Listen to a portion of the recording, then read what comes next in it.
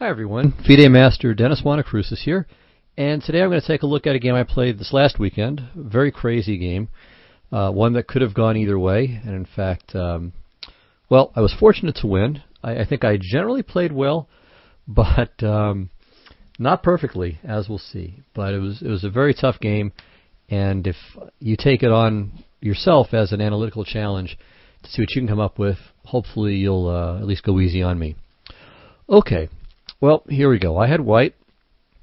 My opponent was a youngster who's 1900, so I'm definitely a favorite, but he's strong enough that with a little luck, good things can happen for him.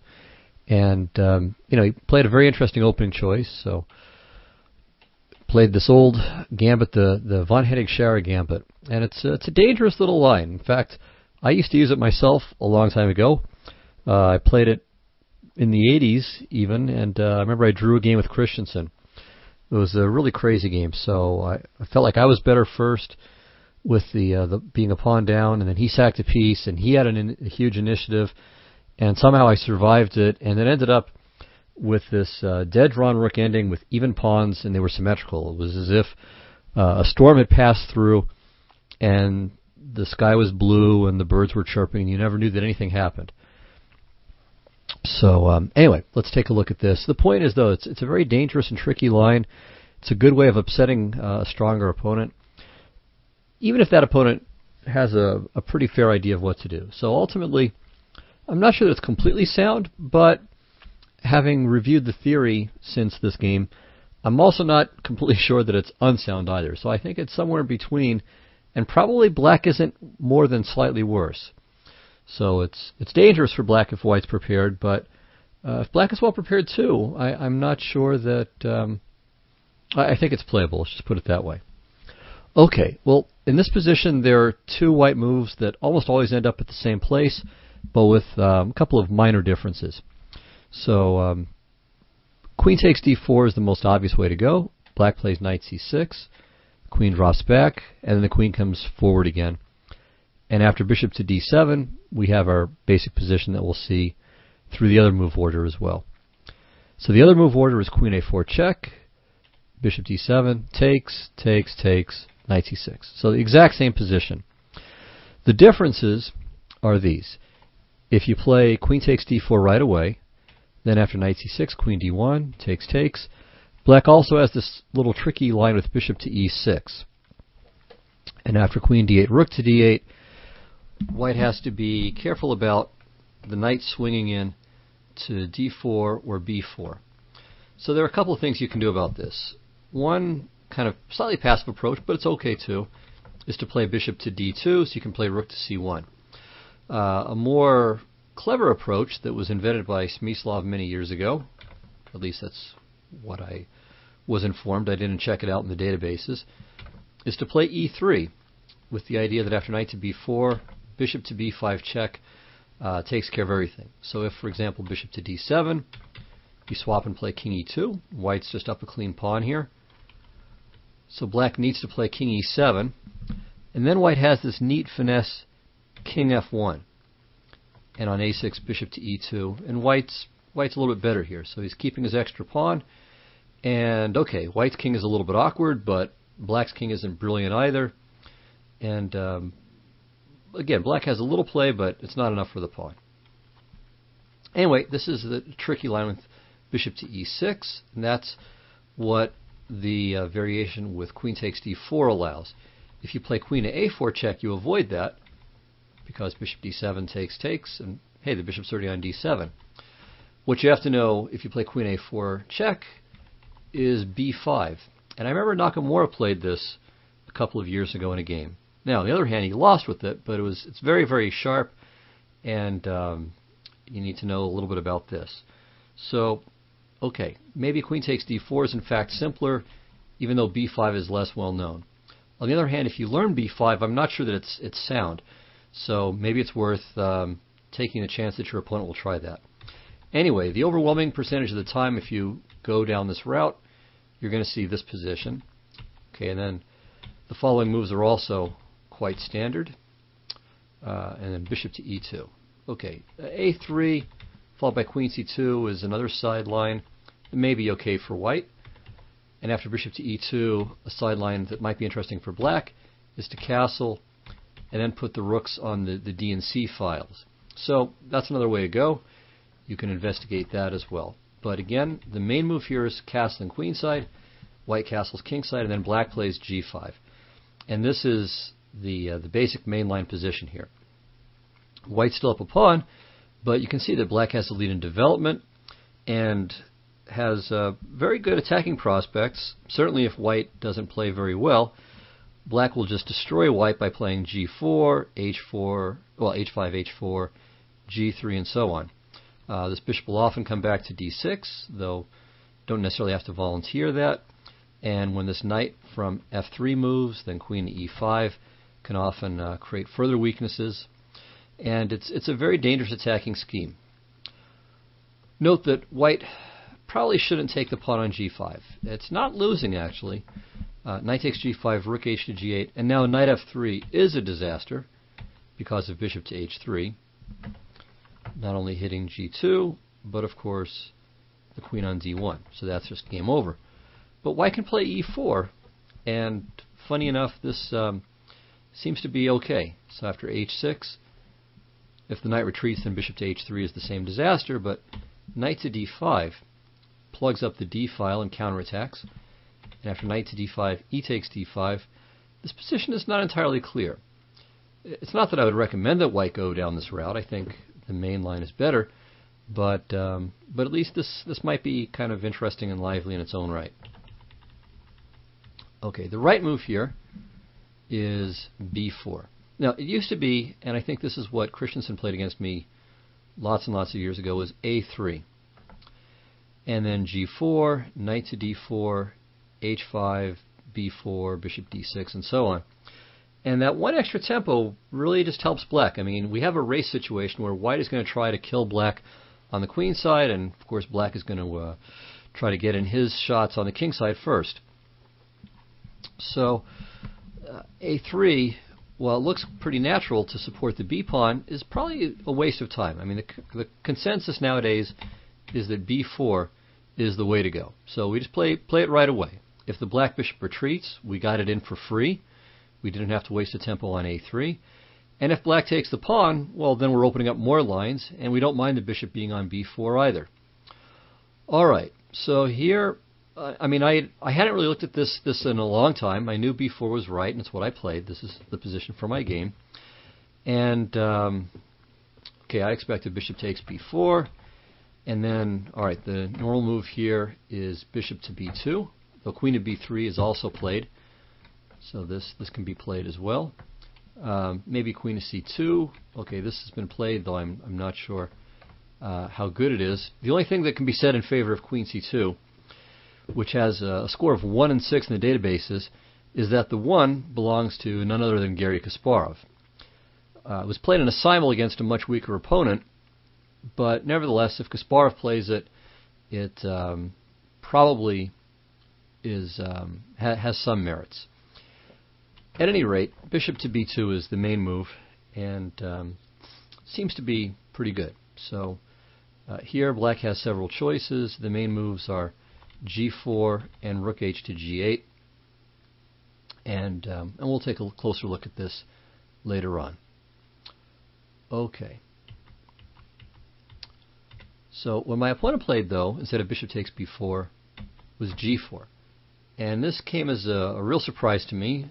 It turns out he got it from another lecture somewhere else. We won't mention where, but to my surprise, so I spent a bunch of time tracking it down and looking through him because he did a 3-part series on this opening.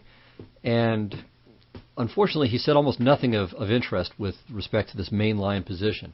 So I have other sources, and I was able to find quite a bit more and did some computer analysis too. But it's not worth bothering tracking the other video down unless you're an absolute beginner to this opening. And even so, even if you are, I think you'll get more out of this lecture than out of those lectures, at least with respect to the main lines. So it's not that they're bad, but unfortunately the most interesting position he doesn't say too much about. Anyway, g4 is quite dangerous, and I definitely didn't take it seriously. So I thought, okay, Certainly I knew the g4 idea, but I thought, well, gosh, I mean, I took it that b4 kind of prevented that, and that with b takes c5, g takes f3, bishop f3, I'm 2 pawns up, I've got the bishop here, and the pawn on c5 is useful one way or another. If he takes it, then fantastic, I get more open lines, and I'm going to get some free tempi kicking his queen. And if he doesn't take it, well, then I have an outpost on d6, so I'll be able to play queen d6, or maybe the knight will go into b5 and then d6, and this is just fantastic.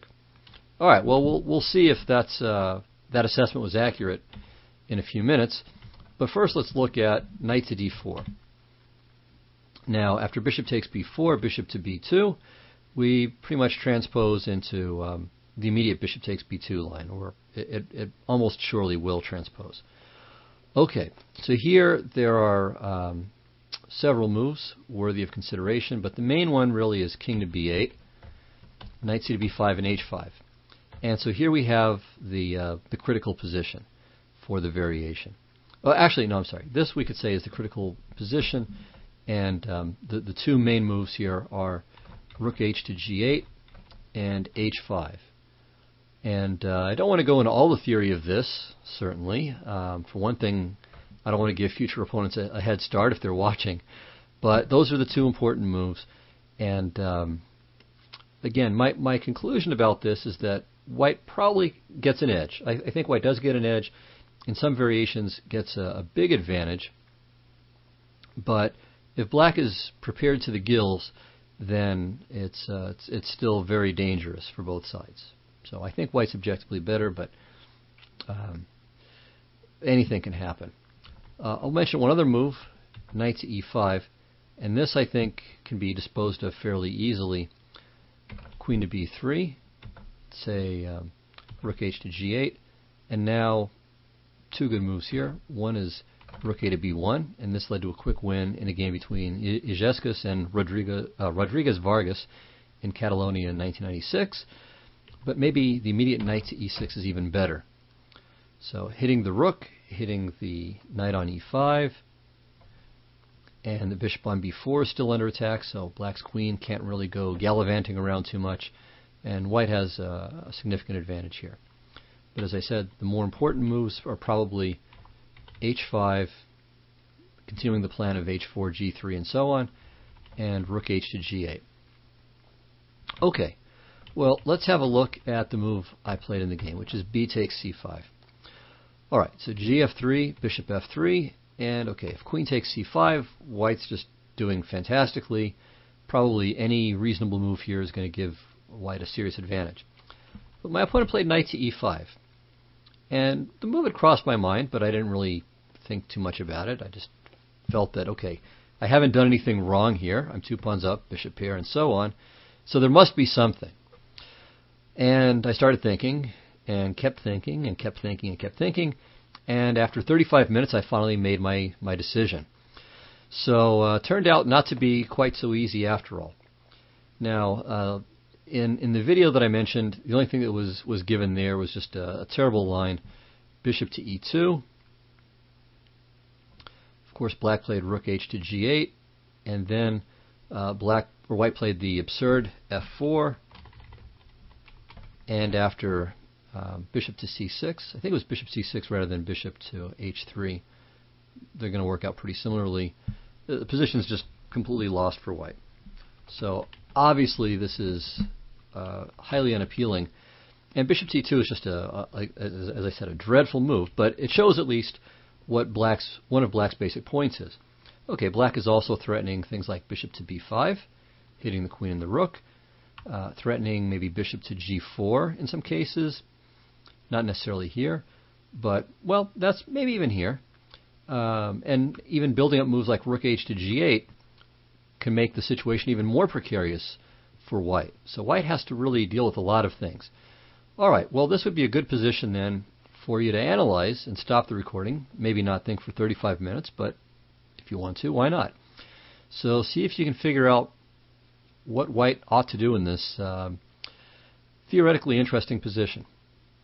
I won't wait for 35 minutes. I'll let you pause the recording. Okay, well, I'll show you some of the things that I thought of when I was looking at this. and then maybe show a bit more besides. Alright, so the first move that I looked at was knight to d5.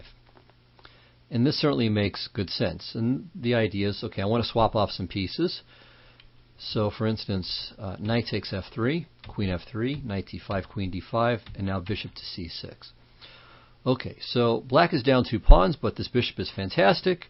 My bishop on c1 isn't really doing very much. The pawn on c5 helps keep lines closed on the queen side, so that really isn't a lot of fun. And he's going to have pressure against g2, and if I ever play g3, then I have to worry about the long diagonal, perhaps even more. So I looked at a number of things here. So queen f5 check, king b8, f3 considered was something I considered, and it's probably best. Here I think white is reasonably solid. Black is only going to be a pawn down and will have some counter chances, but this is probably white's best, and probably what I would have played. But I also looked at bishop to b2. Of course, we're making a move with tempo. On the other hand, black plays rook h to g8 and maybe gets the tempo back. So my main line here was bishop to e5 check, king a8, bishop g3, h5, queen h4, queen e4, f3, and queen e3 check. And I saw this and felt, okay, I'm probably better, but it also feels kind of risky. For instance, if I play king h1, then there might be tricks with rook takes g3 and swinging the other rook to h8 somehow. So I don't see how this somehow works, but you see vague things like this and you get afraid. Also, maybe just rook to h8, and then bringing the second rook to g8 would be possible. So again, I felt like I was probably okay here, but certainly that black has counterplay, and there are problems still to be solved. Okay, and then I thought, well, okay, it would be nice to just trade queens, queen e5 check, and if he swaps, then I play bishop to g3 afterward. But then I realized, okay, well, he could probably play a king to a8. And then, all right, here I can maybe play g3, and it seems to be okay, although, again, playing g3 in a position like this is always going to make you feel at least a little bit queasy. But, of course, the obvious question is, well, why not queen takes e7? Because on rook takes g2 check, king h1, there's no perpetual. So if the rook moves to g3 or to f2, white plays e4 and the game is over. However, I realized that black has rook to g1 check, king takes, and rook to g8, and it's mate in 2 more moves. So this would have been very nice from black's point of view, not very nice from my point of view. On the other hand, just calculating a line like this made me feel confident during the game that at least my mind was working pretty well. All right, so anyway, knight to d5. I felt like, okay, this is at least a pretty reasonable move, but I kept looking. So another move I looked at was rook to b1. And, okay, so this threatens the b7 point, obviously, gets my counterplay going. And I thought, okay, bishop c6. I certainly don't want to allow him to ruin my pawn structure on the king side, so I thought about bishop c6, rook d1, bishop b7, queen b7, and looked at a couple of moves. So, okay, I saw, of course, if rook takes b7, then rook takes f1 check is just winning. Now, in fact, there's an even better move for black, knight f3 check, and this mates. But it doesn't really matter as far as the evaluation goes. This is just a nice tactic. But after rook takes f1, this is obviously completely winning. King takes f1, king b7, black's up a rook. Okay, so rook takes d1 I considered. And, all right, the material is a rook and 3 pawns for the queen here. But really, I'm not going to have enough time for an attack. And one move that black can play, which I didn't see, is knight f3 check. And here it looks like black is winning. Anyway, this seemed inadequate to me, so I moved on to something else. I briefly considered c6 just out of annoyance at this pawn getting in my way in some lines, but after bishop takes c6, I mean, there's just nothing for me to do to exploit that, and of course bishop takes c6 is very useful for black. So to show, by the way, why, this is like the line that we looked at with rook to b1, bishop c6, so I mentioned that I didn't want to allow him to take on f3, so I'll show you why here. Queen e2, knight f3, gf3, check, and queen e6. And the threat of queen h3 is just devastating. So it'll threaten bishop takes f3, and it of course threatens queen g2 mate. And so if e4, queen h3, and again, I'm getting mated because the only way to stop queen g2 from being mate is with rook to g1, but simply takes, and the second rook comes over and it's mate in a couple of moves at most. Okay, so c6 was no good either. What else did I look at? Considered queen to e2, and okay, I'm not sure if I looked at bishop to e6 or not, but this is actually the best move here. And again, black is better. So the threat's obviously just bishop to c4. And okay, if I play bishop to e4, bishop c4, and just give up the exchange, maybe this position isn't so bad for me, because black has a little bit of a fractured king side, and I have the bishops, but still, it's white who has to fight for equality here. Another move I looked at, whoops, sorry. Okay, next move I looked at, I considered bishop takes b7 check, but I didn't really see any great follow-up, and it's probably because there isn't any. Now, when I flipped on the computer later on, it thought f4 was exciting at first, but after bishop to c6, it loses its enthusiasm in a hurry. So check, f takes e5, rook h to g8, queen takes e5, and white's position is horrible. So I'm up 2 pawns here, but it's completely irrelevant. Rook takes g3 is a crushing threat, and I'm weak on the diagonal, and I'm not developed, and I have no attack. It's awful.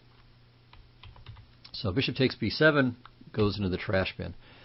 E4 may actually be a pretty good move. This might be pretty decent. So I looked at things like this with bishop to b5, knight takes, rook takes. I don't remember if I looked at the e4 version of this or if it was something similar, but I did consider this sacrifice, and the problem was I didn't really like either recapture here. So if I take back with the rook, then knight takes f3 check, and I have to worry about the open g file.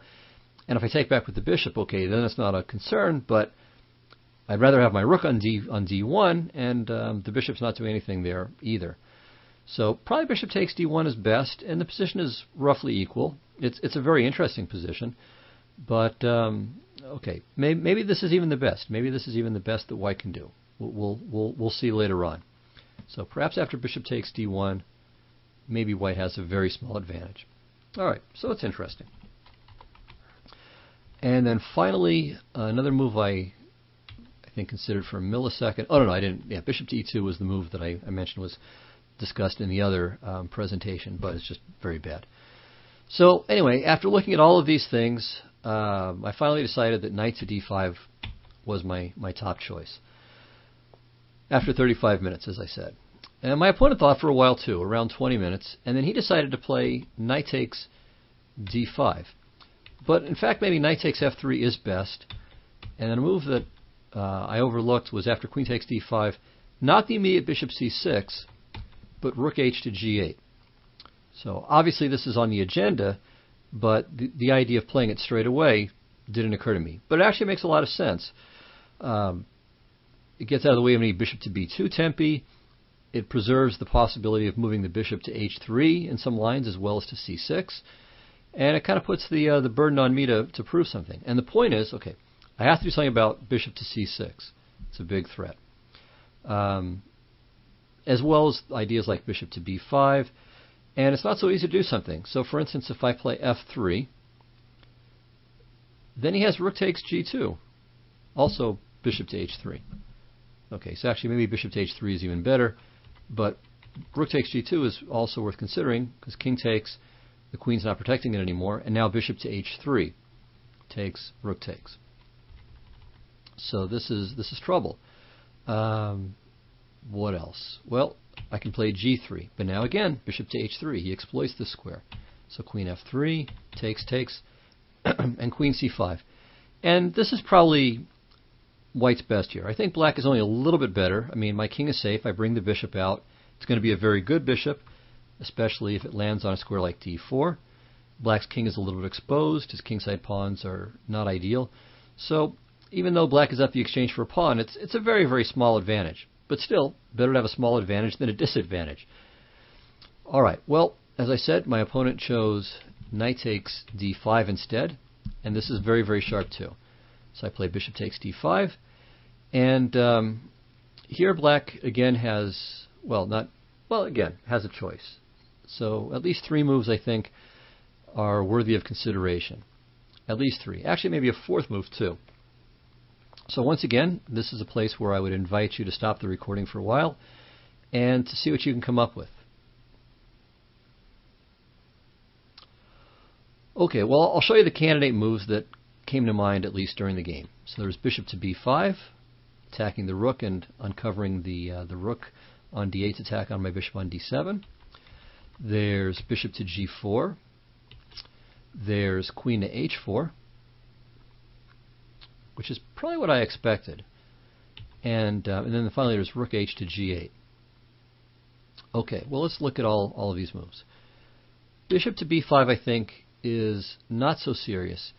And the reason is not rook to e1. So if rook to e1, then knight to d3, and I'm in some trouble now. My bishop on f3 is under attack, and he's going to take the rook on f2, or maybe take something else. I mean, maybe if the bishop retreats, you can even consider something like knight takes f2 because of the discovered attack on my queen. So that would be good for him, but I think e4 is good for me. So bishop takes f1, king takes f1, queen c5, and any bishop move, let's say to g5, and white's clearly better. I'm down the exchange for a pawn for the moment, but that doesn't really matter. Even if I played bishop to f4, I'd be very, very happy here. My bishops are both great, his king is exposed, and my king is completely safe at this point. So white is significantly better in this position. So we can dispense with bishop to b5. Queen h4 is very interesting, and maybe good, but I think the move chosen in the game is a better version, because after rook h to g8, sometimes black is going to want to play queen h4, but sometimes he'll play queen to f6. So I think leaving that option open is better. So I don't think queen to h4 has any independent significance, so we'll bypass that. The other move I think may be the best though, bishop to g4, and now white has to be extremely careful here. So once again, let me invite you to figure out what you would do if you had the white pieces here.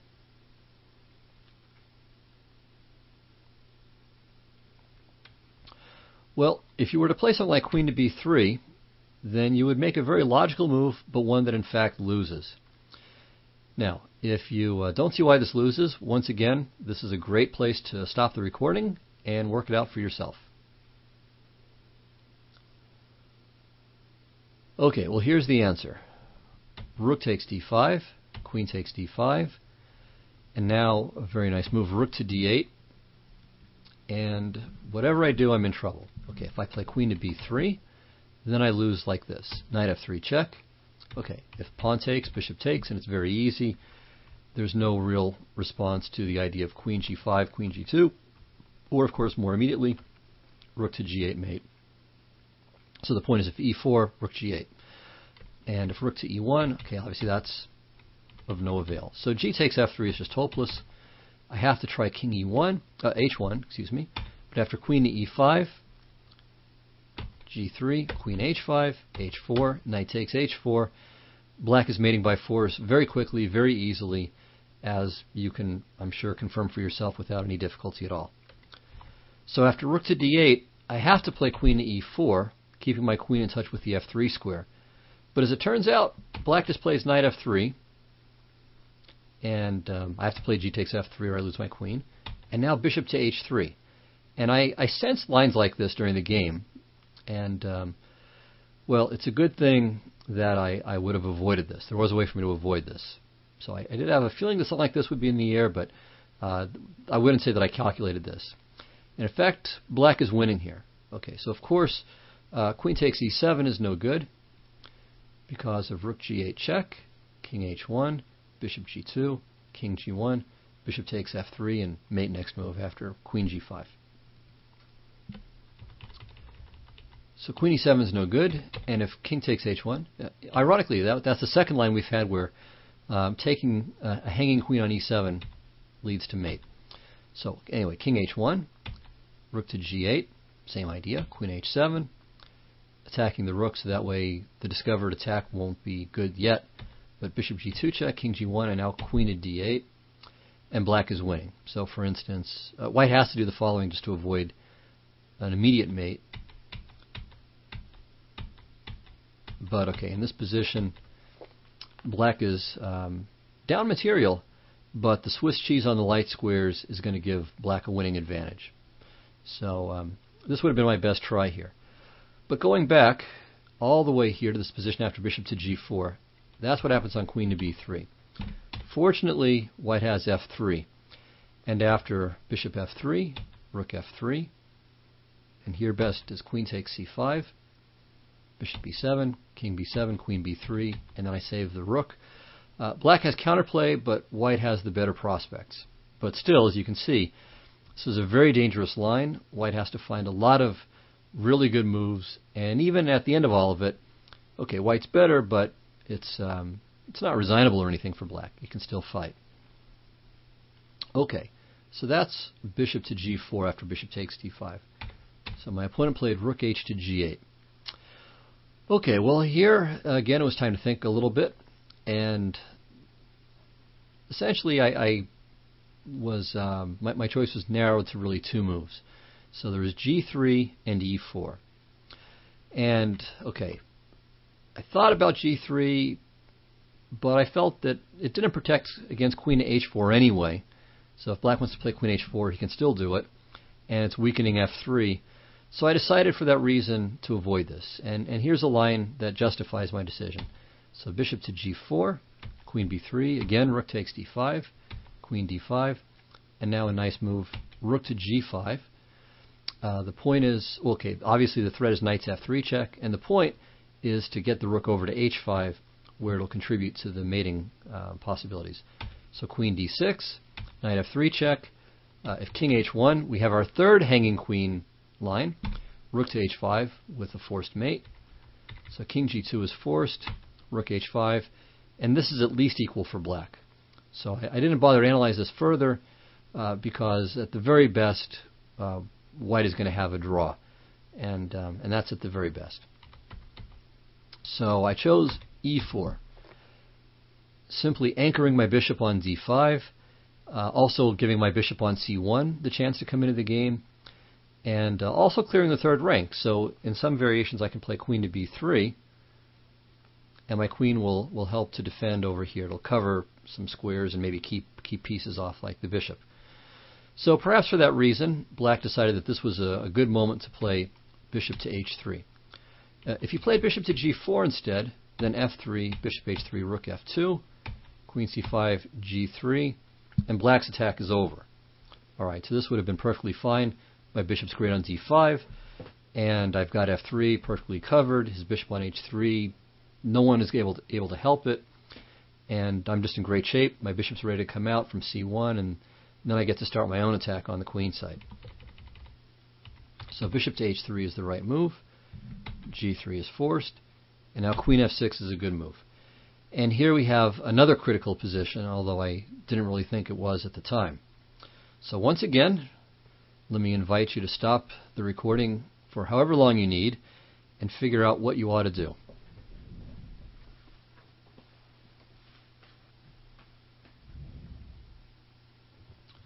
So looking at my own notes to this game, I only spent 4 minutes here, and I should have spent more, although, you know, time was already ticking away here. So I was down to 24 minutes before this move. My opponent had 34 minutes.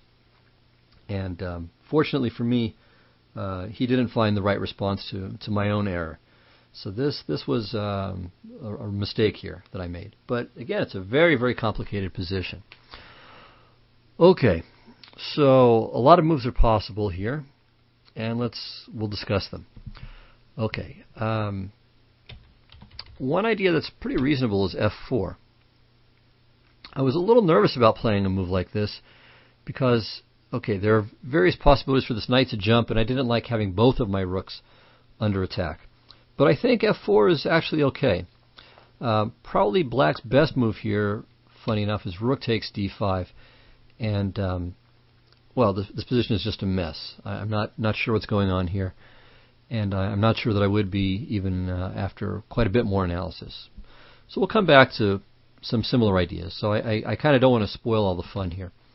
A second move, which would be fantastic if it didn't just blunder, is bishop to f4. But queen takes f4, and then I can just resign. Perhaps the best move here was rook to b1, though I didn't realize why it was good at the time. So we'll come back to this. Another move that's worth considering is bishop to b2.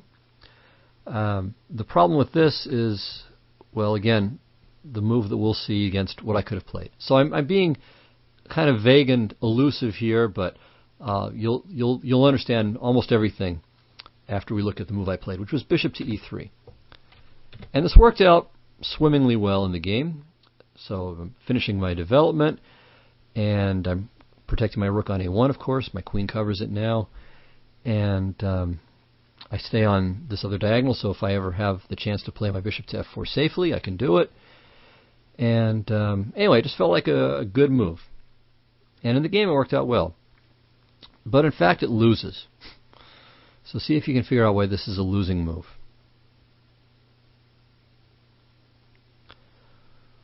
Okay, well, it's not the move my opponent chose in the game. The problem with bishop to e3 is rook takes d5. And now, if queen takes d5, of course this loses right away to queen f3. And I can't do anything about queen at g2 mate. And it's for this reason, so we'll go back. It's for this reason that rook to b1 is a good move. Because now, after rook takes d5, I can play queen takes d5. Because on queen to f3, queen takes b7 check, king to d8. Now, okay, I didn't work this out to mate, but I'm pretty sure it's there. The most obvious looking move is bishop to g5 check, rook takes. Let's play rook f to d1 so we can use both rooks in the attack. King c8, queen, let's see, do I go to b8 or a8? It may not even matter, just b8. King here, queen d8, king e6, rook to d6 mate, or queen to d6. And that does the job. So, there we go. So, that's why rook to b1 is better. And if black plays something like queen f3, then okay, bishop takes b7 check. This gets actually quite exciting. So, the point is, queen takes f3, knight takes f3, and bishop takes f1. And that's why I wanted to avoid it. But bishop takes b7, king c7, and I can do this because after king h1, bishop takes f1, bishop f4 check just destroys him. So I needed to realize that bishop takes b7 and then bishop f4 gives me everything I want.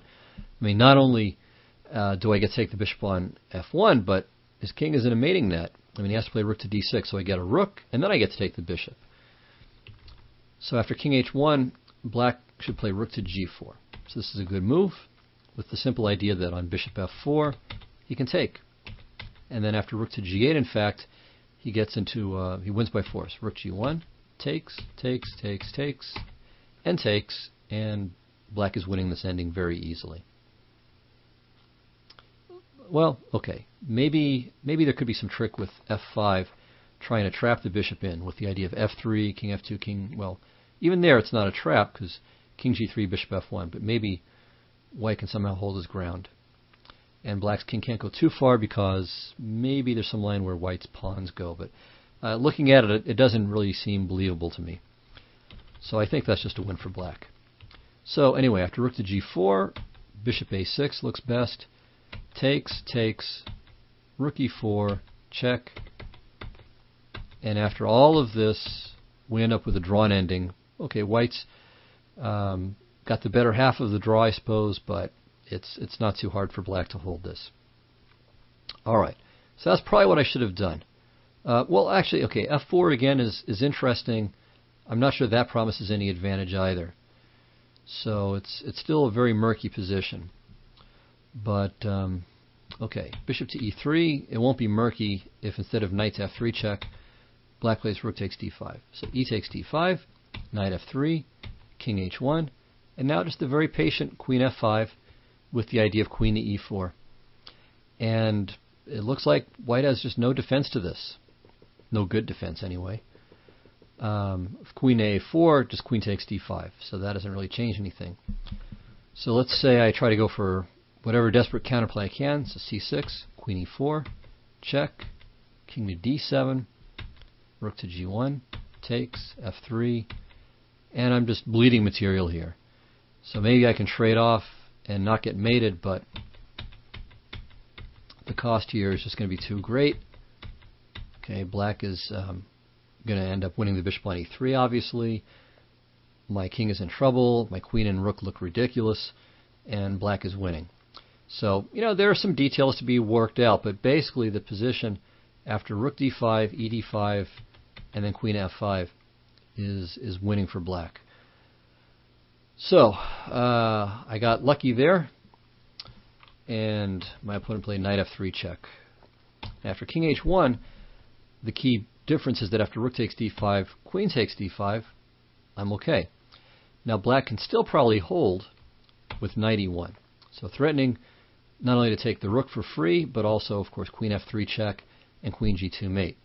So I have to play f4, and now black has two reasonable continuations. So he can play rook to d8, and then knight c2, and he'll take something, take a few things, and this is pretty unclear. The other possibility is queen takes a1.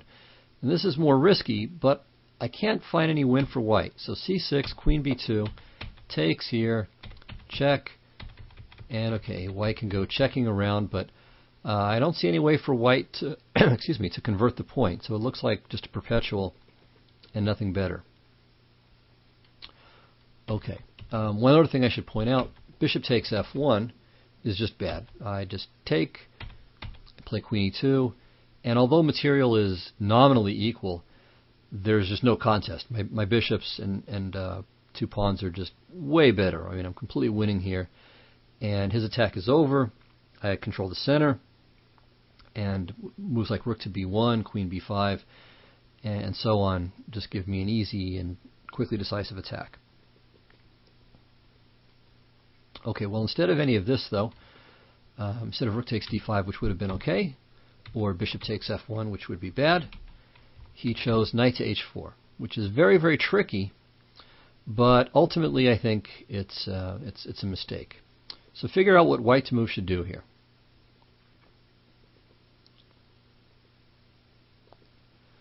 Well, one move you might want to play is bishop to f4, cutting off the queen's trip to f3.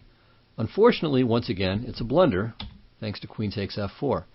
So these queen sacrifices everywhere are a lot of fun for black and are proving repeatedly to be effective. Okay, how about f4?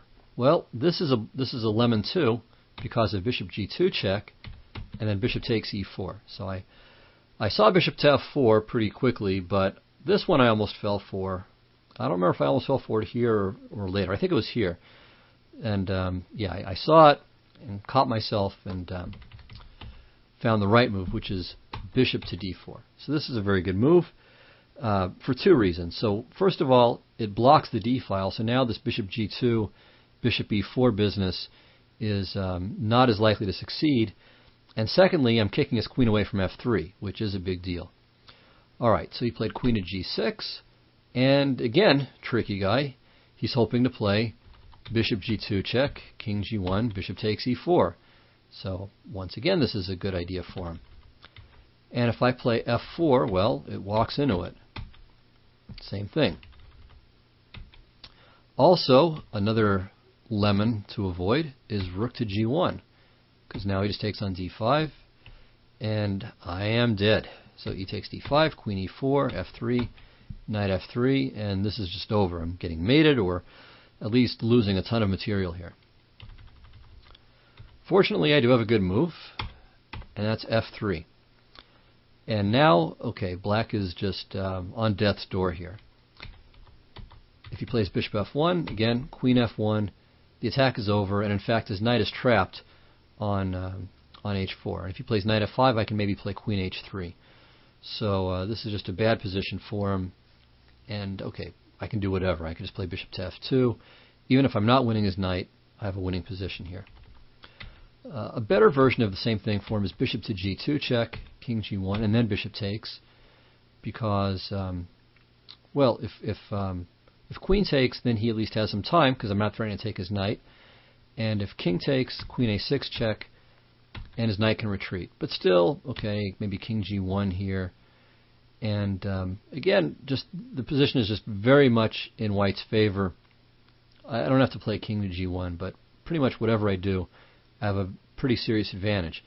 His king is weak. My bishop on d5 is majestic and definitely better than any of his rooks.